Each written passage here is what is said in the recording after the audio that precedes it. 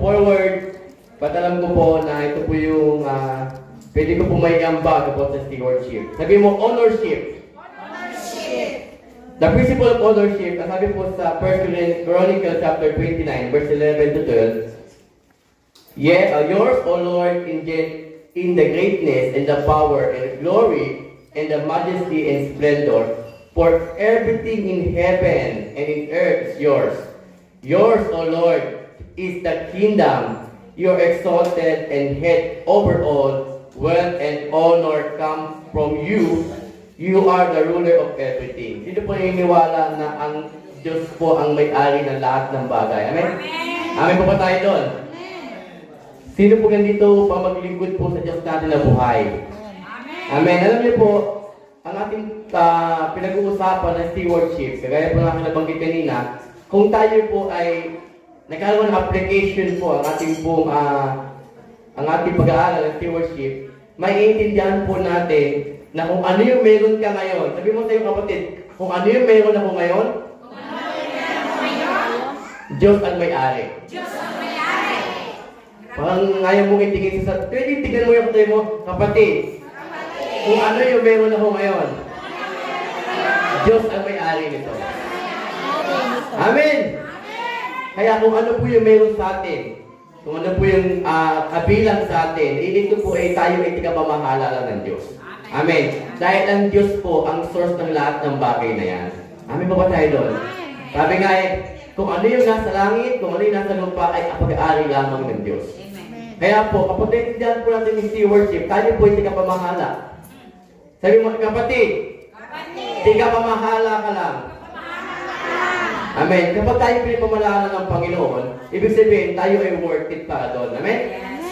Kung ano meron ka, binigay sa iyo ng Panginoon yan, ay pahiram lang sa iyo ng Panginoon yan, kahit ka mismong buhay po natin. Amen po ba tayo doon? Yung buhay po dito ay pahiram lamang sa atin ng Diyos. Kaya, yung buhay mo, kung ano meron sa iyo, Diyos ang may-ari na. Ngayon, wala kang pwedeng angkinin sa Diyos. Amen?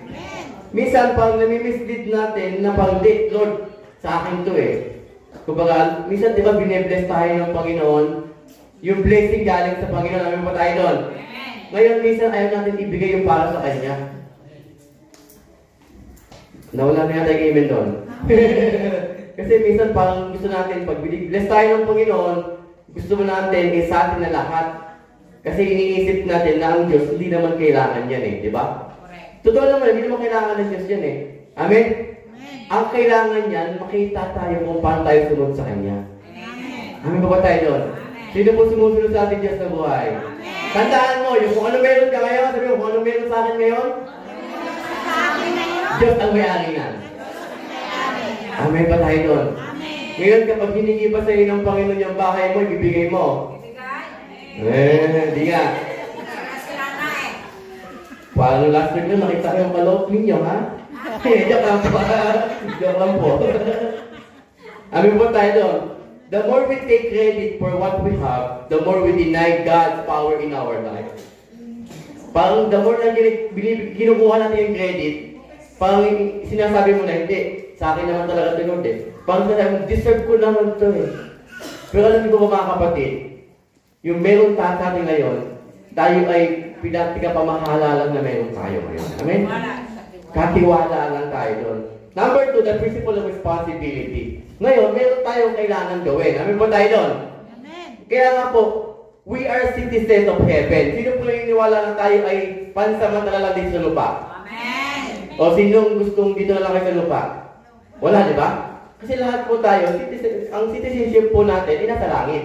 Amen. Kaya nga tinanong ako, ilang bang citizenship mo? Meron akong 3 citizenship.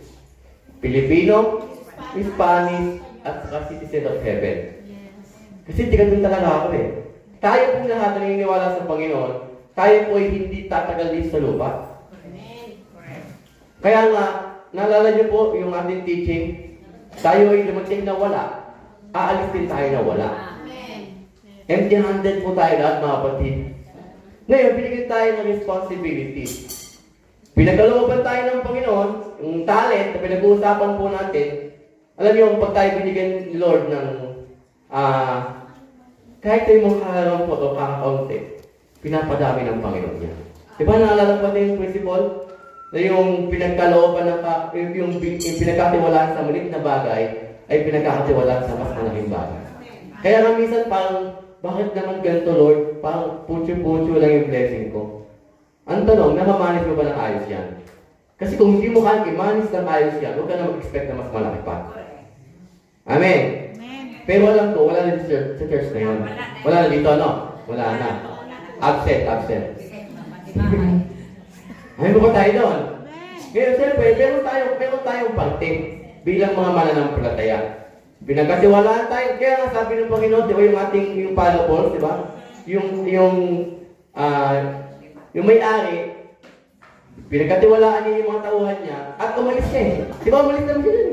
Kasi alam niya, yung pinagkatiwalaan niya, meron siyang tiwala. Kaya kung ano yung meron ka ngayon, pinagkatiwalaan ka ng Panginoon dyan. Amen ba tayo doon? Kung meron kang malaking bagay, pinagkatiwala sa iyo ng Panginoon yan. Magandang kotse, pinagkatiwala sa iyo ng Panginoon yan. Magandang pamilya, pinagkatiwala sa iyo ng Panginoon. Ngayon, kailangan natin gampanan kung ano yung kailangan natin gawin. Amen po tayo doon? Number 3, the principle of accountability. Yung binigay sa atin ng Panginoon ng blessing, di ba yung sabi nga sa Luke chapter 12 verse 48, when someone has been given much, much will be required in return. And when someone has been entrusted with much, even more will be required.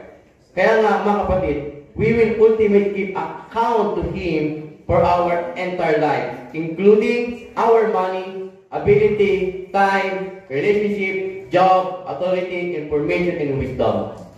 Kaya po, number 1, bigyan tayo ng Panginoon. Alam dapat natin ang principle of ownership. Pag-aaral niyo sa lahat, ano po tayo doon?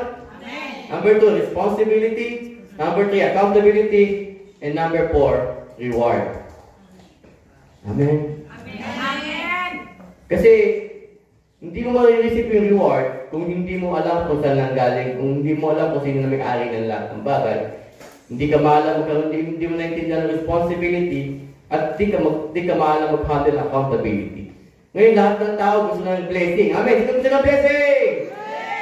Oo, di ba? Lahat ng tao gusto ng blessing. Colossians chapter 3, verse 23 to 24. Work willingly at whatever you do, as though you are working for the Lord rather than the people. Remember that the Lord will give you an inheritance as your reward, and that master you are serving in Christ. Ano yung mga kapatid? We are serving the living God. Sino yung niwalang buhay ang ating Diyos? Amen! Tandaan niyo po ito, kada Semana Santa, hindi namamatay ang Diyos, ha? Yes! Amen ba tayo doon? Amen! Malinaw po ba sa atin yun? Amen! Buhay po ang ating Diyos. Amen! Amen! Minsan lang siyang namatay at muli siyang nabuhay, buhay siya hanggang kailan pa man. Amen ba tayo doon? Amen! Kaya nga yung blessing na meron tayo, kayo galing yan? Sa Diyos. Tayo mga tigapamahala, kailangan natin ibigay yung para kay, sabi nga, yung para kay Cesar, ay para kay Cesar. Yes. Amin po ba tayo doon? Amen. Kaya po, handa na po ba tayo magbigay sa Panginoon? Amen. Di nga. Pwede ba sabihin mo sa iyong tabi kapatid? Kapatid. Tigapamahala lang tayo ng meron tayo. Amin po tayo doon?